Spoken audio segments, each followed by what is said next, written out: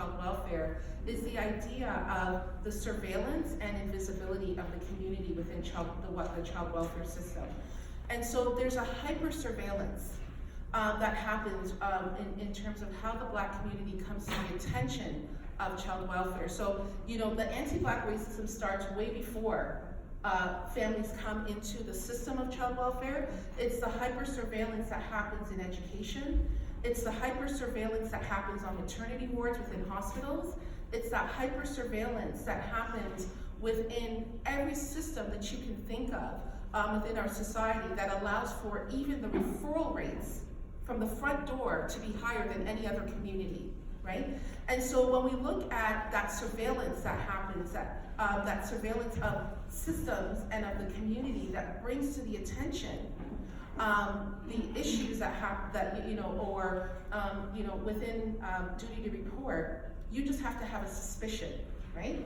That's all you need in order to make a call, is you just have to suspect that something is happening. Now, if I'm monitoring a community, my suspicions are going to be higher if I'm monitoring that community for wrongdoing, and I'm monitoring that community for ill treatment, right? There is no question in terms of why we would get a higher referral rate, even from the front door, right? In terms of how that's being monitored. So it's that hyper surveillance that happens within our systems collectively together that create that, and it maintains itself throughout our child welfare system. There's also an invisibility that happens at the same time in the underrepresentation of Black identities within influential decision-making.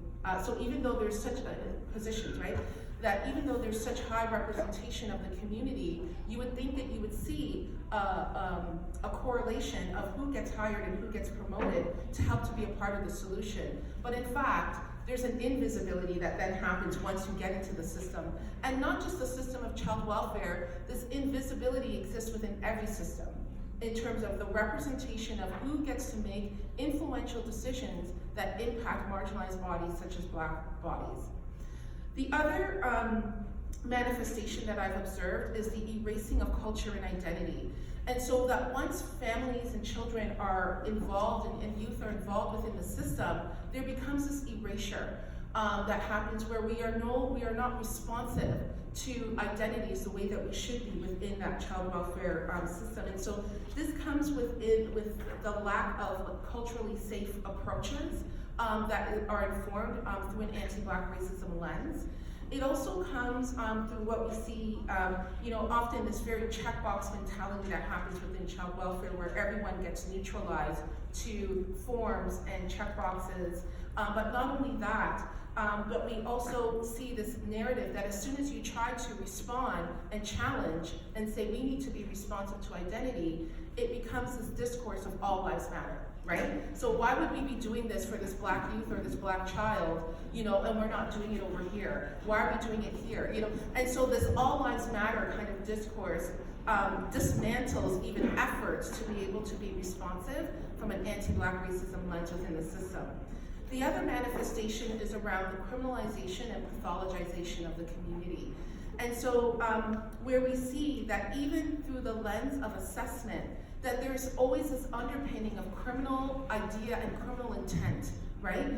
Where we don't see the community as being, in terms of being able to define the narrative and the story, but underneath it, we always, that there's this underpinning of this criminal intent through which we operate within our families, and that what has been done through a spirit of harm, right? As opposed to saying that there was this parent needs to be supported with approaches. There's a different type of intent ascribed around the criminalization. And also where we see it all move into things like taking very intrusive, instead of moving from least intrusive to most intrusive practices within protection, we go from most intrusive in terms of removal, and then work our way backwards. It's like you're guilty, and then you have to prove yourself to be innocent, as opposed to innocent until proven guilty. And so this is a very, it all stems within that criminalized ideology that's within that in terms of the thoughts within that for the community. There's also a differential use of policy. that we need to be able to address, where we will have policies, but policies are also used as swords and shields in terms of making decisions about the Black community. And that when we underact, we use policies, and overact, we use policies to protect ourselves, as opposed to, and we use it in different ways in relationship to Black identities than we use it in cases of white identities. And so we have to be able to look at the differential use of policy and how that happens.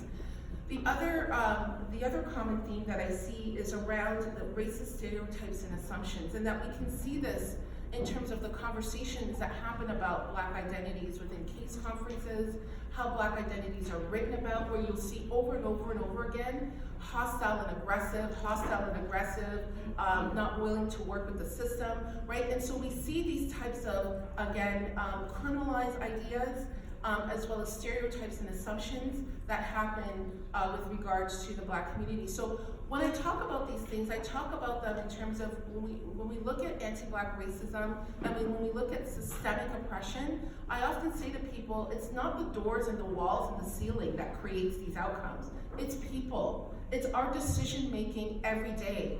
And when these decision makings are not disrupted, and all of our racist ideas come together, it culminates to create an impact.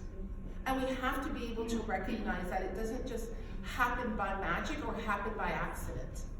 And so the undoing has to be just as intentional. And and lastly, one of the other themes that I often see is that our children and youth are often not viewed as children and youth, right? There's this adult way in which our children and youth get consequenced within the system. So even though we're looking at a 14-year-old young man, right, where I have seen examples where there's a fear around, one, either driving that young man to a medical appointment or interacting for fear that something will happen, where we see the ideas of criminalization. This is not just about how we see parents, this is about how we see children and youth. Right? This is about the impact of these ideas that happen to our children and youth, who we are responsible to protect within the system. And so there's there's a difference between the short-term protection that we, in terms of protecting children and youth from danger, and the long-term harm that we don't see. That when actions happen through our system, that we don't recognize those long-term harms. Right? And that we think that these short-term decisions are going to, that we get rewarded for, like feeling really good about the decisions that we make. And don't get me wrong, there is a need for child protection. There's a need for to keep our children safe. But we often don't recognize the difference around safe for who and how. And our version of what it means to keep children safe put communities at harm. And we need to be able to understand that.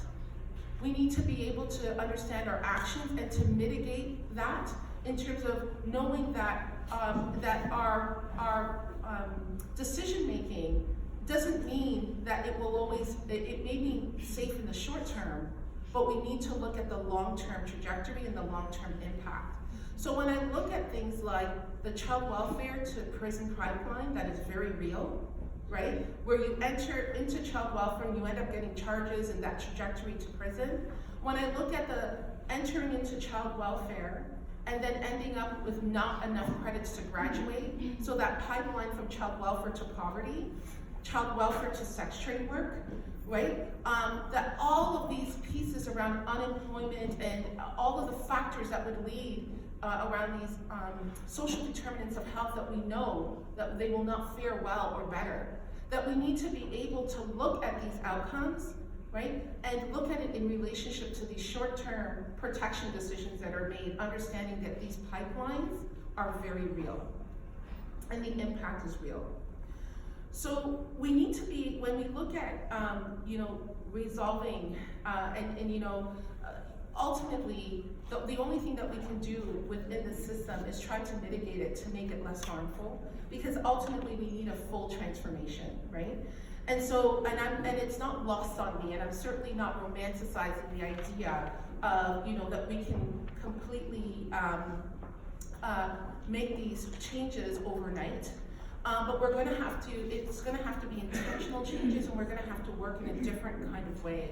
And we're going to have to recognize that that communities need to take care of their children, right? That ultimately our job is to support families and communities to take care of their children, and that it doesn't mean that that we take those most intrusive stance around resolving issues at all times. And I'm certainly not saying that, and I'm not trying to say that the system has not improved in different ways, that we have made incremental changes, right?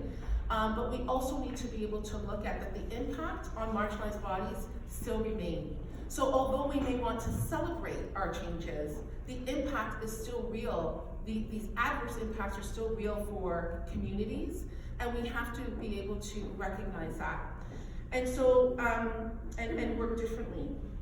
And so we need to be able to work differently, not just within our own systems, but as I spoke about earlier, that we are interconnected with all the other systems. So unless we're going to not only implicate ourselves as child welfare, but come alongside to challenge and to support other systems in recognizing that we all can create this web, an intersecting web of oppression around anti-Black racism, that we're gonna have to have different kinds of courageous conversations with other systems around how we contribute to the overrepresentation and disparities that are seen within the Black community, and all be a part of the solutions around that. And so it means bringing, health to the table, and police to the table, and education to the table, and and different community partners to the table, and centering and understanding that our Black community needs to be at the table to define what does safety mean for our community, right? That we know that we not only need to be able to look at our the practices that happen every day, because as I said before, that the impact that we see around the Black community happens in the everyday decision making. That oftentimes, Henry and I get excited when we talk about, these institutional ethnographies, and that these particular decision-making points, right? And for those of you who know Henry, this is like his jam, this is his thing, right? Where he likes to look at institutions, and it's become, a passion for me, because it's not about the one-off Band-Aid fixes, right? Like, we have to look at this as a whole, and we have to look critically at those decision-making points that inform practice, and how are we doing it differently? And how are workers being supervised differently in order to look at themselves as agents that reproduce oppressive outcomes? And how are supervisors supporting that interaction of looking at critically reflective practice within the work that happens on the ground, right? Where we are mirroring back to workers saying, I need to look at this disparate decision that you're making, because you didn't make it last week with another family. Let's talk about this.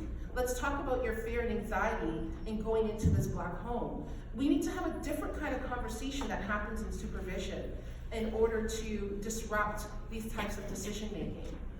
As opposed to the supervisor being the one to lead the oppressive thinking, right? And that workers want to do different, but because it's underpinned within their, the supervisory relationship, they can. And these are really critical areas that we need to examine and challenge within child welfare. That we need to be able to look critically at our policies and procedures and practices.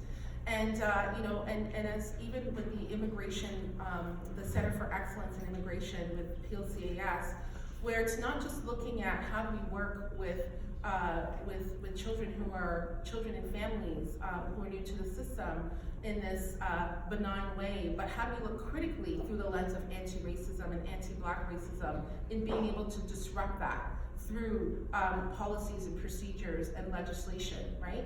It's being able to take a broader look and look at how does this now inform the everyday practice. And again, I can't speak enough about being able to hire and promote influential thinkers within the system to reflect the identities of the communities that we serve. But again, not being simplistic with that, because we spoke about the fact that it didn't work with hiring women and stopping sexism and patriarchy, right?